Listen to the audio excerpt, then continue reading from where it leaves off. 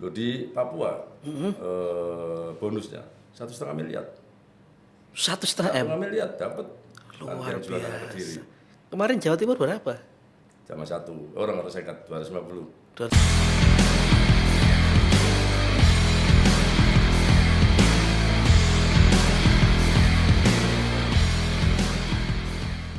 Assalamualaikum sahabat Memorandum TV, jumpa lagi dengan podcast Memorandum TV. Kali ini kita kedatangan tamu yang istimewa.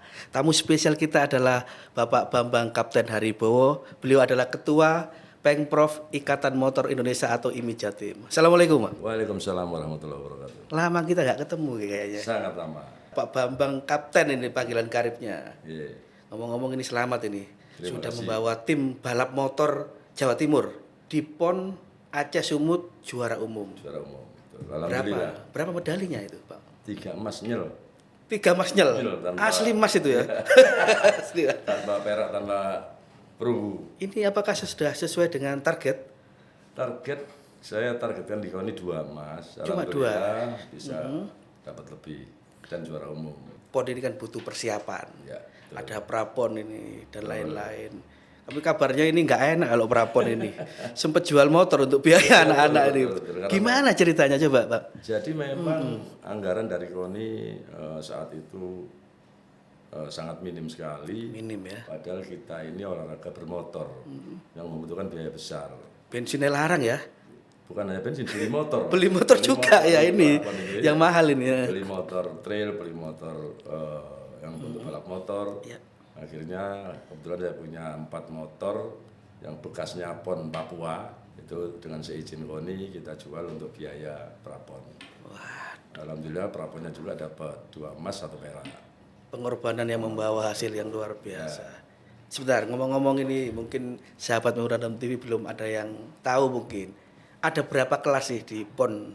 Kalau untuk bermotor di PON ada 4 kelas grass track dan 4 kelas road race. 4 kelas road race. Jadi kelasnya adalah standar 150 cc perorangan, standar 150 cc bergu, modifikasi perorangan dan modifikasi bergu sama dengan balap motor. Jadi kelasnya sama, cc-nya sama, cuman beda motor. Jadi yang untuk tanah adalah trail, yang untuk road race motornya BBMX King. Jadi itu yang menentukan adalah IMI pusat karena memang motor disediakan oleh panitia. Oke. Jadi motor sama diundi. Jadi kita balapnya betul-betul membutuhkan skill pembalap yang sudah kita latih berbulan-bulan lamanya untuk menyesuaikan dengan motor standar tersebut. Nah ini kan melatih skill yang butuh keahlian. Sangat, Nah Pak Bambang ini kan juga dulu mantan pembalap ini kalau nggak salah ya. insya Allah. Itu atlet itu memang kalau dilatih skill ya, secara skill itu memang itu atlet berbakat atau dari nol? Jadi memang mayoritas mereka berbakat. Berbakat, karena kan kita melatihnya semenjak usia dini. Usia dini itu kalau di balap motor mulai usia 6 sampai 11 tahun. 6 tahun sudah balapan motor.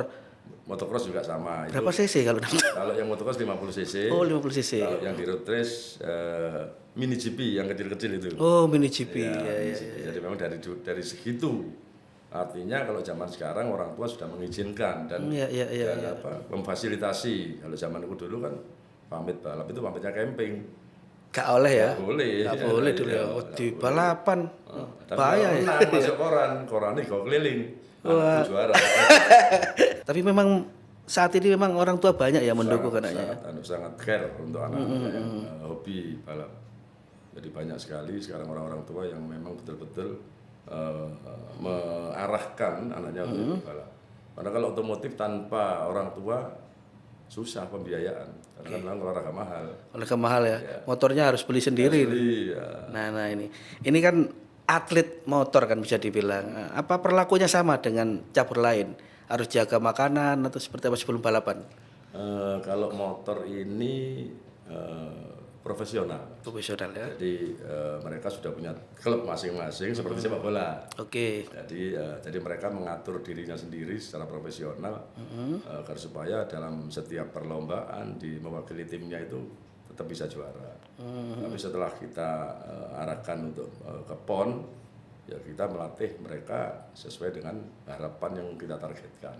Jadi memang fisik, teknik selalu kita untuk grass track pelatihnya bukan main-main, saya Joni Pranata. Mantan ini ya. Jadi betul-betul Saya dengar dulu mantan bukan hanya atlet. crosser nasional ya. Pranata, Daniel Tangga saya jadikan pelatih grass track. Beliau itu sangat intens melatih dengan apa yang pernah menjadi pengalaman mereka, dan anak-anak dengan pelatih John itu sangat nurut, sangat seneng lah. Dalam latihan itu berapa jam intensitas waktunya? Kalau latihan kita, kalau yang di grass track seminggu minimal 3 hari, intens tiap hari. Dari Selasa, Rabu, Kamis kita latihan, Jumat, Sabtu Minggu biasa mereka balap dengan timnya. Terus selama kira-kira hamin 3 bulan itu kita intenskan seperti itu. Kalau untuk yang road race jatahnya 1 hari 200 lap.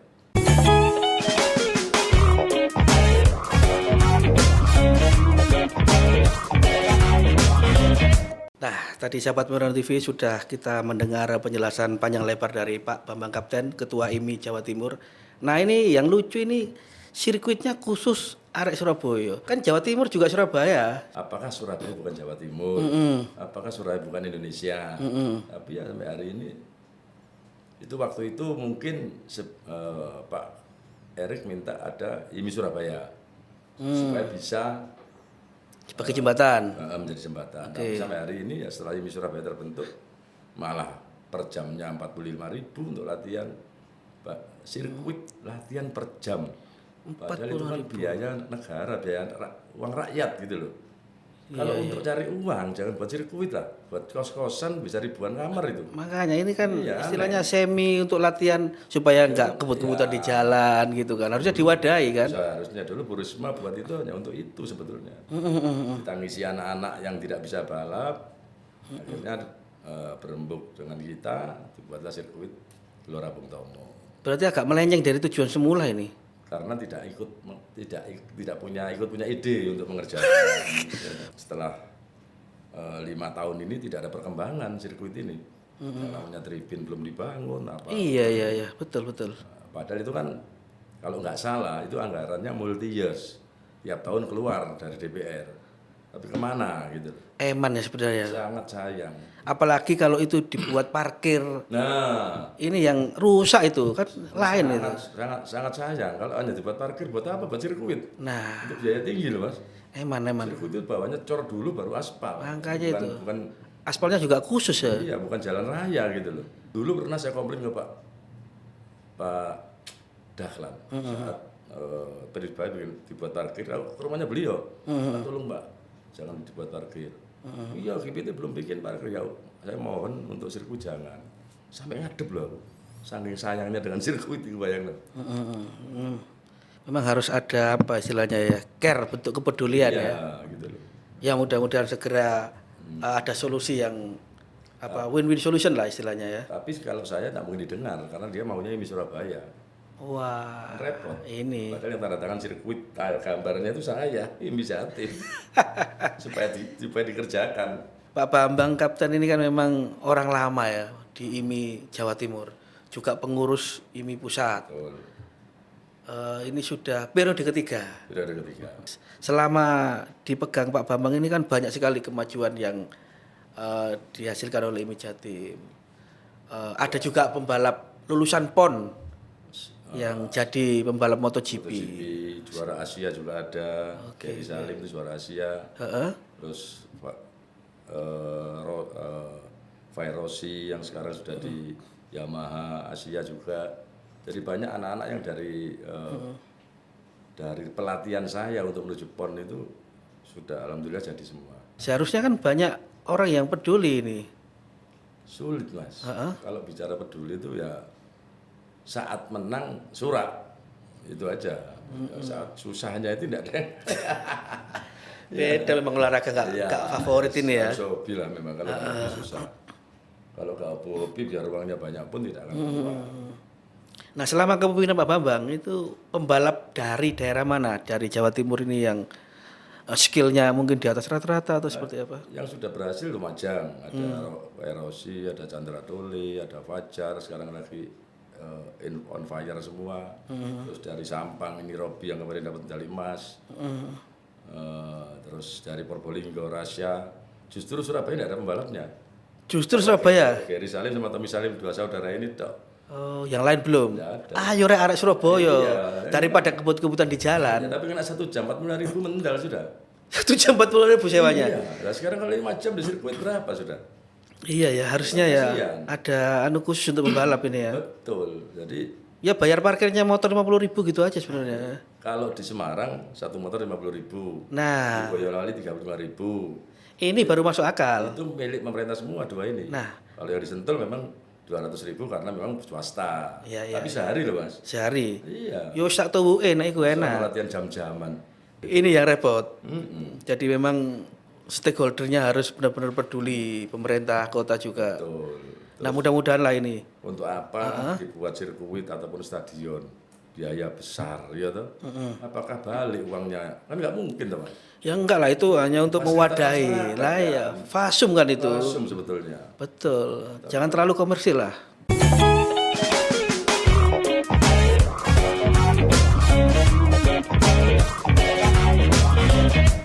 Nah, ini sahabat Memorandum TV menarik ini. Pemerintah Kota Surabaya istilahnya dalam tanda kutip kurang mewadahi karena untuk latihan pun harus jam-jaman. Jam-jaman. Sedangkan di daerah lain itu Per motor cukup per hari. per motor per hari, ada yang 50.000, 35. Nah, ini bagus. Iya. Supaya nggak gupuk kabeh istilah ya. Moro-moro sak jam durung dadane, durung nggak helme lah. Durung nyeting Persiapan itu kan butuh motor. waktu. Betul.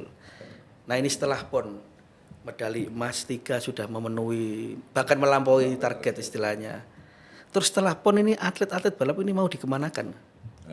Ini yang harus menjadi PR besarnya KONI Jatim karena memang pembalap saya itu yang namanya Sidan yang 2 medali emas itu baru 18 tahun. 4 tahun lagi on fisik juga Iya, kan. betul. Kemampuan juga lebih, pengalaman lebih banyak.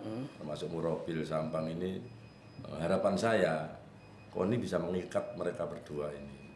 Karena provinsi lain akan berlomba-lomba untuk ngambil anak ini. Karena yang namanya Sidan ini 2 medali emas. Sudah kelihatan sekali dan ke depan pasti lebih baik lagi karena dengan batas umur 25 tahun lawannya yang sekarang sudah lewat semua usianya. Anak ini baru 22 nanti ya. Baru 22. Lawannya tambah ada. Nah, ini memang apa ya? Banyak kan pembalap Jawa Timur yang Sangat diambil banyak. Ya, oleh pihak provinsi lain. provinsi Dan lain. Saya tidak bisa berbuat apa-apa. Itu memang diperbolehkan ya. Ada aturannya di KONI, cuman kan kalau di IMI itu tidak terlalu ketat aturan ke KONI. Harus berapa tahun Harus KTP? 2 tahun oleh aturan KONI. Oh, 2 tahun. Dan perpindahan itu harus bayar 500 juta. Push. Itu aturannya KONI. Iya. Dan di IMI kan tidak seperti itu. Oke. Karena kita melihat anak ini punya kesempatan untuk berkembang dengan provinsi lain. Kalau kita nggak pakai kan kasihan juga kan gitu. Iya. Jadi artinya memang banyak sekali pembalap-pembalap kita baik motocross maupun road race yang diambil provinsi lain. Nah sekarang yang ada ini, yang sudah berhasil ini, harapan saya dikunci untuk di Jawa Timur. Tapi tetap saya berusaha untuk hati ke hati kepada mereka. Loh di Papua bonusnya 1,5 miliar. 1,5 M. 1,5 miliar dapat. Luar Kediri. biasa. Kemarin Jawa Timur berapa? Sama satu orang harus sekat 250. 250. Yang di Papua ya. Heeh. Yang sekarang belum tahu. Kemarin di Papua 250. 250. Mudah-mudahan kita doakan naik lah. 500 lah. Papua kan 1 M koma. Gubernur kita ini enggak hobi olahraga. Nah, ini kan sudah PJ. Jadi PJ-nya kita idik-idik. Kita kan supaya anak seneng lah. Nah, ini mengharumkan nama Jawa Timur, nggak mudah. Nggak Nah, mudah. pembalap-pembalap ini kan ini ya diambil dari klub ya. Kalau pemusatan latihan di KONI ya. Kalau kita tidak puslatda. Oh, bukan. Seperti sepak bola kan. Karena di klub masing-masing. Oh, latihannya di klub masing-masing, Dan baru kalau kita mau dikumpulkan. dikumpulkan sendiri, latihan sendiri. Makanya kalau latihannya Selasa, Rabu, Kamis. Oke. Sabtu Minggu mereka balapan. IMI Jatim selama ini agendanya banyak balapan. Per tahun ada berapa? Per tahun kira-kira 100 event lah. 100 event Ya, seminggu ini ada 2-3 event tiap hari Minggu. tiap hari Minggu ya. Ya kan ada roda 2, roda 4, off-road, on-road. Oke. Kalau khusus motor ini paling dekat ini mana Paling eventnya? dekat motor ini November, tanggal 10 November itu ada. Pas ya? Ya, 10 November sama 15 November ada 2 event Di mana? di Gelora Bung Tomo.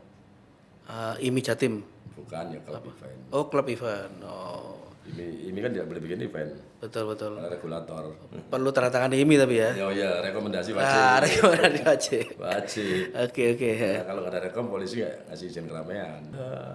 Paling tidak seperti yang pernah saya perbuat selama saya di IMI Jatim pernah menjadi juara nasional IMI 4 tahun berturut-turut 4 kali. 4 tahun. Berturut-turut. Khawatir gitu. Di bidang apa itu istilahnya? Ya IMI terbaik. Oh, IMI terbaik. Pembinaan atlet termasuk gitu ya. Semua. Jadi penilaian IMI pusat itu ada kriteria penilaian. Bisa IMI terbaik itu siapa kan gitu. Mulai tahun berapa kok bisa 4 kali berturut-turut? 2014 kayaknya. Sampai 2018. Ya. Setelah itu pandemi ya tetap 3 besar masuk terus lah. Oke. Tapi itu yang sejarah bisa berturut-turut 4 kali dan piala bergilirnya ini kita ambil. Paling maksimal 3 tahun harus ada trofi bergilir. Sekarang sudah nggak ada hilang. Diambil Jatim sudah hilang. Nah, Pak Bambang, keinginan IMI Jatim seperti apa untuk stakeholder balap motor ini kan kata Pak Bambang tadi hobi. Kalau nggak hobi lihat tok males, apalagi kerungu. Nah, keinginan Pak Bambang untuk stakeholder seperti apa ya? Ya paling tidak ada bantuan lah dari pemerintah, walaupun bukan pemerintah yang menyumbang, swasta yang ngajak BUMN untuk kita bergabung, minimal menghilangkan anak-anak balap liar. Betul. Itu yang paling penting. Sedangkan pihak Polri ngobrak sana, ngobrak sini, bulet aja kamu. Gitu. Kalau diobrak dibawa ke sirkuit kan beda. Nah, siapa tahu dari situ lahir atlet top ya. Memang dari situ awal mulanya anak-anak ini, dari situ semua. Sebelum kita tutup podcast kali ini, mungkin ada pesan khusus untuk para pembalap supaya tidak istilahnya lelah menekuni olahraga ini. Siapa tahu nanti bisa tembus MotoGP, kan belum ada pembalap Indonesia. Yang ada Moto2 ya. Moto2. MotoGP kan paling tinggi kelasnya. Ya, monggo, Bang. Ya, terima kasih kepada seluruh pembalap motocross maupun road race di Jawa Timur. Harapan saya tetap berlatih, berusaha agar supaya bisa menjadi Mario Aji lagi. Untuk itu kalian harus tekun berlatih dan menjaga fisik yang prima. Terima kasih. Luar biasa. Sahabat Memora nanti demikian podcast kita kali ini bersama Pak Bambang Kapten Haribowo. Semoga obrolan ini bermanfaat bagi kita semua. Salam sehat, salam Memorandum TV. Wassalamualaikum warahmatullahi wabarakatuh.